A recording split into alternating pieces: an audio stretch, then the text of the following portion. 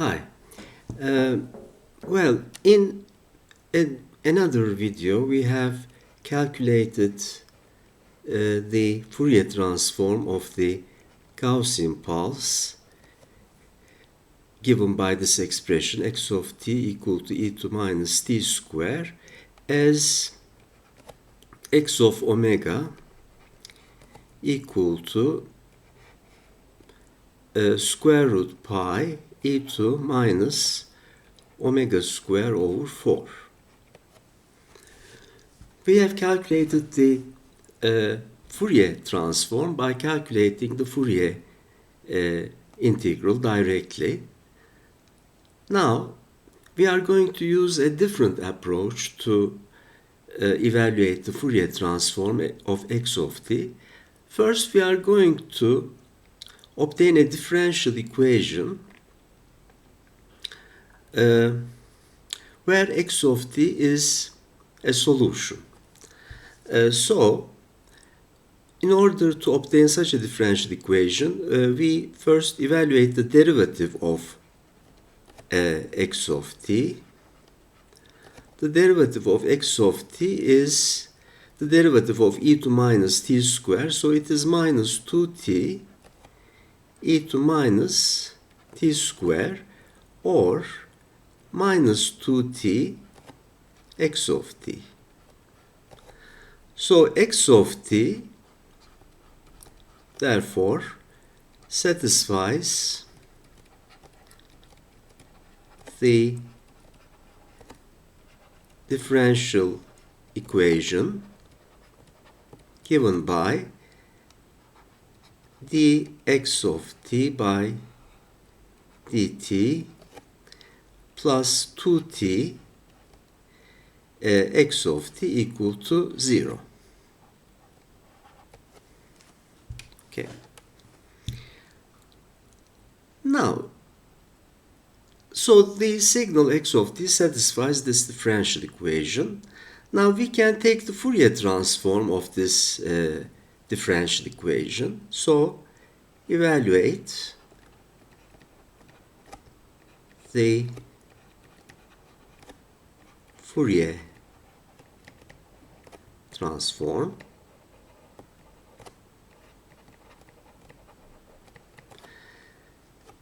The Fourier transform of the derivative of x of t is j omega times x of omega, where x of omega is the Fourier transform of x of t. As we remember, differentiation in time domain corresponds to a multiplication by j omega in omega domain. Then we have the Fourier transform of 2 times tx of t. We know that the Fourier transform of t times x of t is j times x of omega. So, j times the derivative of x of omega with respect to omega. So we have 2j, the derivative of x of omega with respect to omega. Now, to obtain this result, remember we have used the Fourier transform expression and the derivative of the Fourier transform expression with respect to omega. Just to remember this result, okay, this is equal to 0. Just to remember this result, let us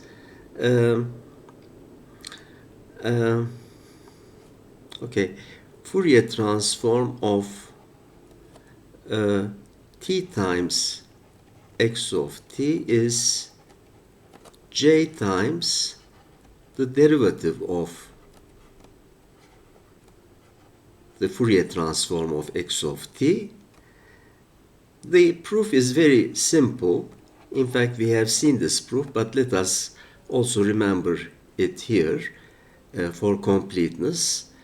We know that x of omega is equal to, from minus infinity to plus infinity, x of t e to minus j omega t with respect to, integrated with respect to t. So the derivative of x of omega with respect to omega is from minus infinity to plus infinity x of t. Now the only term which depends on omega is this complex exponential, and its derivative is minus j times e to minus j omega t. Sorry, it is not minus j, it is minus jt e to minus j omega t integrated with respect to t. Now, if you multiply both sides by j times minus j makes 1. So Fourier transform of, so j times the derivative of x of omega with respect to omega is from minus infinity to plus infinity t x of t e to minus j omega t integrated with respect to t. But this integral is nothing but the Fourier transform of t times x of t. So we obtain this result. Okay? So in other words, here we have explained the result, which is known as the differentiation property of the Fourier transform in omega domain. And we have obtained the expression in omega domain for the given differential equation. We have also obtained the differential equation in terms of omega, which is equal to, okay, if we divide by 2, dx of omega, and we get rid of j obviously because we have equality to 0, so j's will cancel out.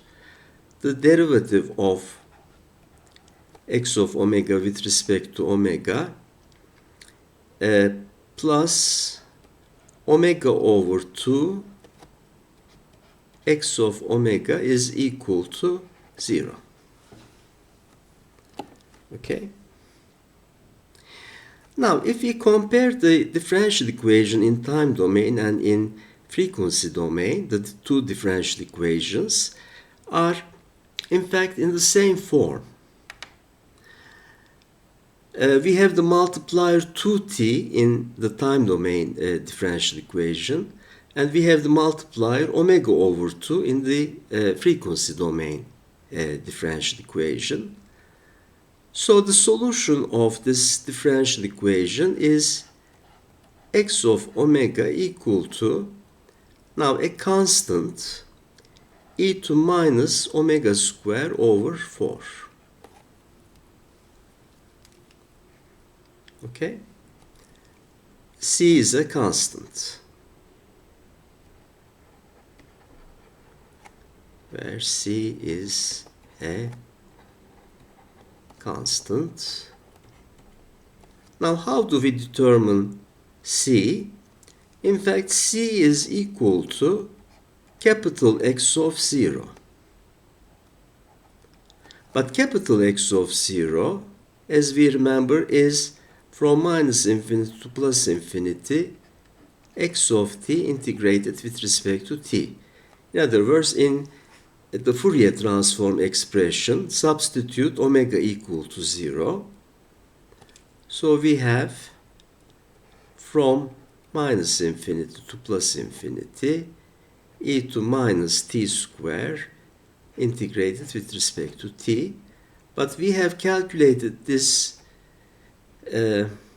integral as square root pi in the video where the direct approach is explained. So the calculation of the integral is given in that video.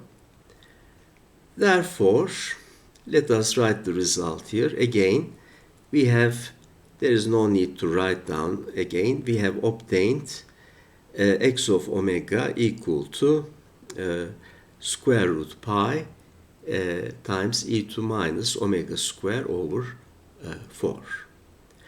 So this is the calculation in terms of the differential equation. We start with the differential equation in time domain. We obtain a differential equation in the frequency domain, and the two differential equations are in the same form. That means the solutions of both differential equations are Gaussian functions. So we have obtained the Fourier transform by using this indirect approach, which is in fact an approach in terms of the differential equation satisfied by the Gaussian pulse in time domain. Okay, thanks for watching.